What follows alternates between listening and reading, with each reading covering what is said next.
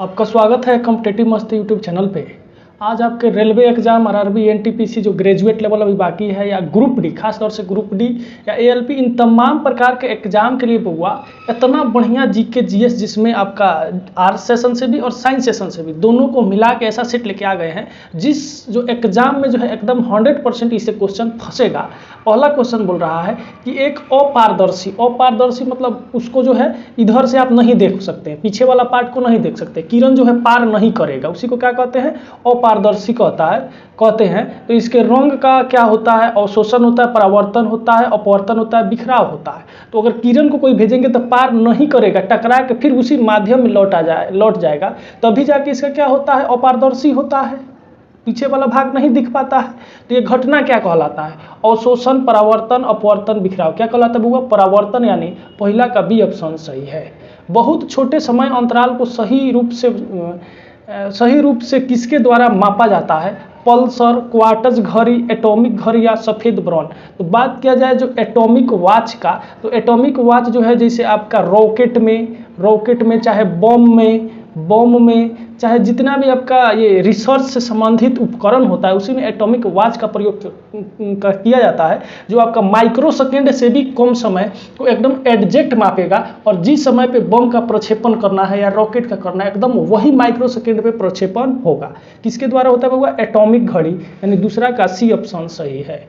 Rectifier का प्रयोग किसके परिवर्तित करने के लिए किया जाता है? कम वोल्टेज से उच्च वोल्टेज में। तो ये जो होता है आपका स्टेप अप ट्रांसफार्मर होता है, स्टेप अप ट्रांसफार्मर, ठीक है। कम उच्च वोल्टेज से कम वोल्टेज में यानी स्टेप डाउन ट्रांसफार्मर। डीसी से एसी में इसमें प्रयोग होता है इन्वर्टर का प्रयोग होता है डीसी से एसी में। और एसी से डीसी में अगर करना है, जैसे आप मोबाइल वाला चार्जर फंसाते हैं तो एसी करंट लेता है, लेकिन मोबाइल चार्ज करते हैं तो मोबाइल को चाहिए डीसी करंट, तो इसीलिए चार्जर में कौन सा यंत्र लगा रहता है? तो रेक्टिफायर लगा रहता है। क्या लगा रहता है बुआ? रेक्टिफायर लगा रहता है। क्वेश्चन के अनुसार हम लोग का तीसरा का डी ऑप्शन सही है। सौरमंडल का कौन सा ग्रह सबसे तेज गति से अपनी धुरी पर घूमता है? तो यहाँ पे होता है सन, पहिल का 2, 3, 4, 5, 6, 7। यहाँ पे क्या होता है? तो बुध होता है, बुध। उसके बाद होता है शुक्र, यहाँ पे पृथ्वी, बुध, शुक्र, पृथ्वी, मंगल,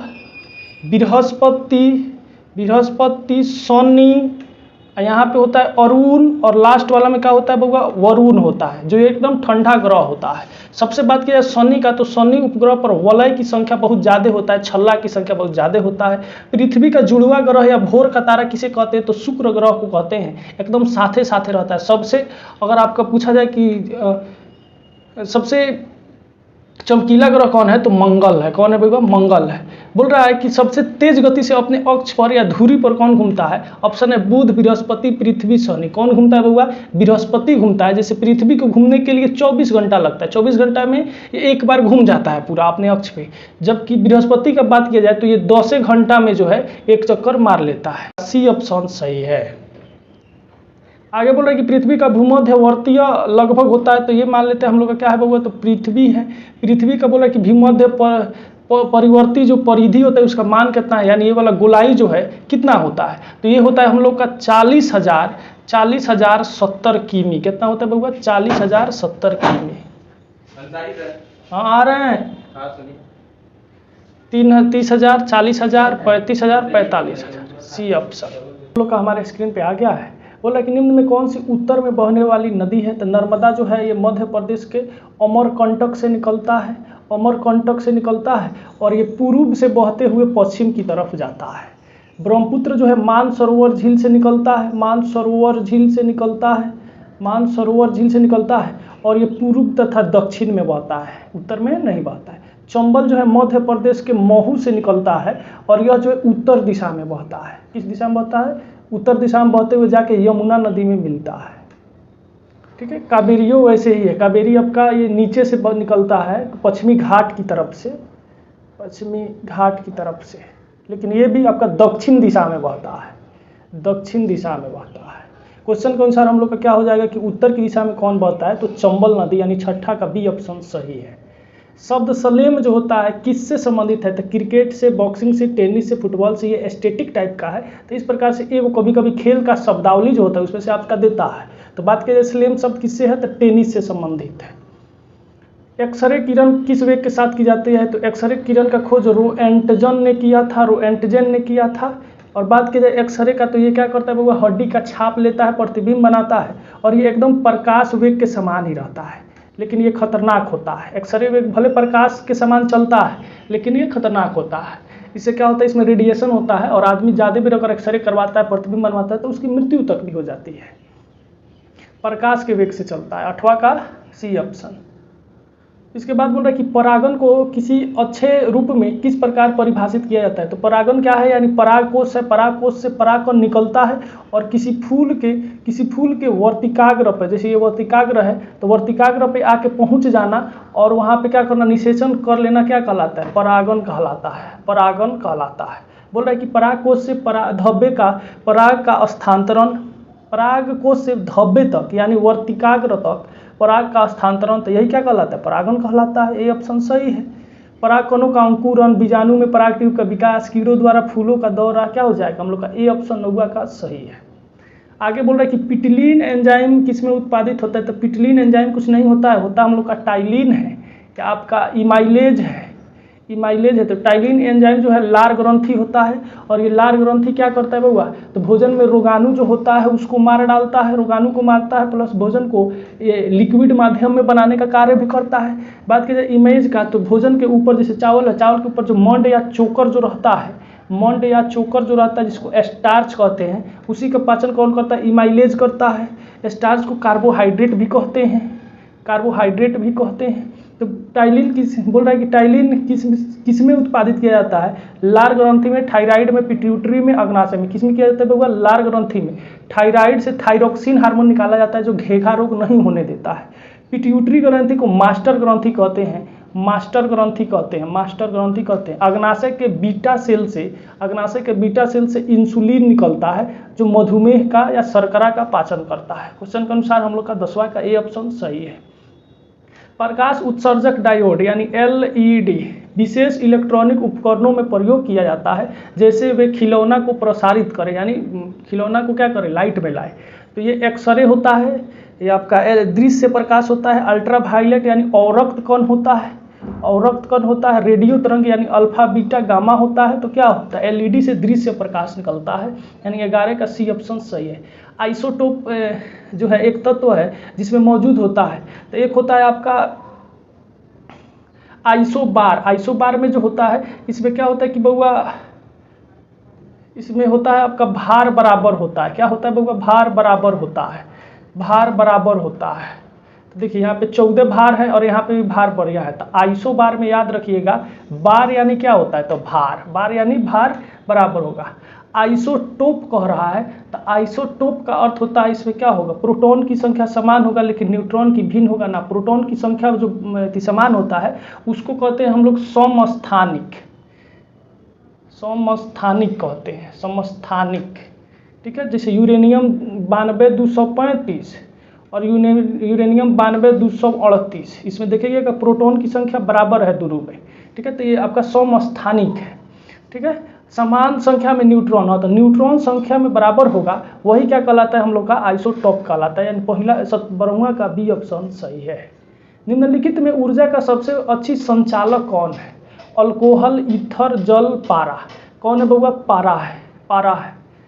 अल्कोहल जो 78 डिग्री सेल्सियस पे बॉइलिंग पॉइंट होता है, यानी उबलने का इसका कितना होता है 78 डिग्री सेल्सियस। ईथर जो है 34 डिग्री सेल्सियस पे उबलता है। जल जो है 100 डिग्री सेल्सियस पे उबलता है। बोल रहे कि अच्छी संचालक यानी अपने से हो के किस ताप को सबसे बढ़िया से कौन जाने देगा, तो पारा जाने देता है, इसीलिए इसका थर्मामीटर में प्रयोग होता है। रासायनिक रूप से मिल्क ऑफ मैग्नीशिया क्या है, तो मिल्क ऑफ मैग्नीशिया जो होता है क्षार होता है। क्या होता है बउआ, क्षार होता है।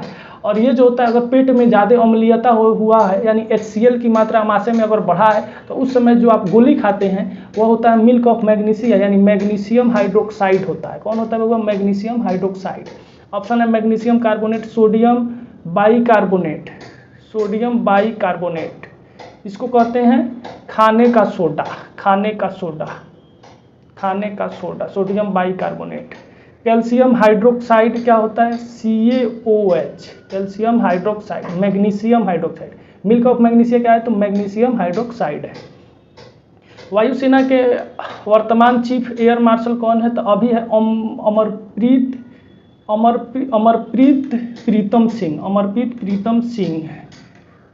प्रीतम सिंह है। आगे बोल रहे कि बुद्ध चरित के लेखक कौन है, अश्वघोष, नागसेन, नागार्जुन, वासुमित्र। कौन है, बुद्ध चरित अश्वघोष है, बुद्ध चरित अश्वघोष है, यानी 16 का ए ऑप्शन सही है। निम्नलिखित में किस मौर्य शासक ने दक्कन जीता था, तो बात किया जाए मौर्य शासक का, अशोक, चंद्रगुप्त, बिंदुसार, कुणाल। कौन था बउआ, चंद्रगुप्त मौर्य, जो आपका मौर्य वंश का संस्थापक भी था, मौर्य वंश का संस्थापक भी था। उसी ने दक्कन पर आक्रमण किया था और उसको जीत लिया था। अंतिम समय में जब बात किया जाए चंद्रगुप्त मौर्य का, तो ये जो है कर्नाटक के श्रवण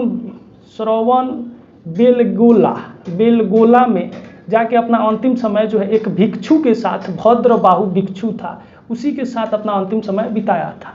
अशोक जो है ये सांची का स्तूप बनवाया था, और ये जो है बौद्ध धर्म का अनुयायी था। ये जो है कलिंग पर आक्रमण किया, कलिंग में इतना रक्तपात हुआ कि उस रक्तपात को, खून को देख के इसका मन जो है वो युद्ध से घृणित हो गया और उसके बाद युद्ध नहीं करने की कसम खा ली थी। कौन, अशोक ने। चंद्रगुप्त मौर्य ने दक्कन को जीता था। ये जो है हम लोग का बी ऑप्शन सही है। आगे बोल रहा है कि भागवत में किसकी पूजा पर केंद्रित होती है, शिव की, भगवती की, स्कंद की, विष्णु की। किसकी पूजा होती है, विष्णु भगवान की। वंदे मातरम के लेखक कौन है, भगत सिंह, बाल गंगाधर तिलक, सुभाष चंद्र बोस, बंकिम चंद्र चटर्जी। बात किया जाए जन गण मन, जो हम लोग का राष्ट्रगान है, जन गण मन जो राष्ट्रगान है, इसके लेखक कौन है, तो इसके लेखक है आपका रविंद्रनाथ टैगोर है, जो बांग्ला भाषा में लिखे हैं, जिसको 24 जनवरी 1950 को संविधान सभा द्वारा राष्ट्रीय गान बनाया गया था। पृथ्वी की भूपर्पटी में द्रव्यमान के प्रतिशत के रूप में निम्नलिखित में कौन सा सर्वाधिक मात्रा में पाई जाती है, सिलिकॉन, ऑक्सीजन, कार्बन, ऑक्सीजन। तो पहली परपट्टी हम लोग का है भूपर्पटी, ऊपर वाला कहते हैं भूपर्पटी, ठीक है। ये वाला होता है हम लोग का मेंटल होता है, और ये होता है क्रस्ट मेटल, और ये होता है कोर होता है, ठीक है। क्रस्ट मेटल कोर होता है, ठीक है। ये होता है भूपरवार, ये होता है भूक्रोड होता है। तो बात किया जाए इसमें का, तो इसका दूसरा नाम सियाल है। क्या है होगा, सियाल। तो सी से सिलिका ज़्यादा मात्रा में मिलेगा और आल से एल्युमिनियम ज़्यादा मात्रा में मिलेगा। मेंटल का बात किया जाए तो मेंटल में क्या होता है होगा, भूपरवार में आपका होता है, इसका दूसरा नाम है सी में, यानी सी से सिलिका ज़्यादा मात्रा में इसमें भी मिलेगा, और मै से मैग्नीशियम मिलेगा। तीसरा होता है हम लोग का नीफ है, नी से निकेल ज़्यादा मात्रा में मिलेगा, और फै से फेरस ज़्यादा मात्रा में मिलेगा। अगर बात की जाए कि पृथ्वी के सतह पर सबसे अधिक कौन ज़्यादा पाया जाता है, तो इसके लिए याद रखिएगा OCl फेकना। ऑक्सीजन सबसे ज़्यादा मात्रा में पृथ्वी पर, जो ऑक्सीजन अधातु है। क्वेश्चन पूछेगा सबसे अधिक धातु जो पृथ्वी के सतह पर पाया जाता हो, तो वहाँ पे ऑक्सीजन भी नहीं होगा, ये अधातु है। सिलिकॉन भी नहीं होगा, उपधातु है। क्या हो जाएगा हम लोग का, एल्युमिनियम हो जाएगा। तो इसलिए याद रखना है OCl फेकना। यहाँ पे बोल रहा है कि भूपर्पट्टी में सबसे ज़्यादा तो या तो सिलिकॉन ना तो एल्युमिनियम इसमें नहीं है, तो क्या हो जाएगा हम लोग का, सिलिकॉन हो जाएगा।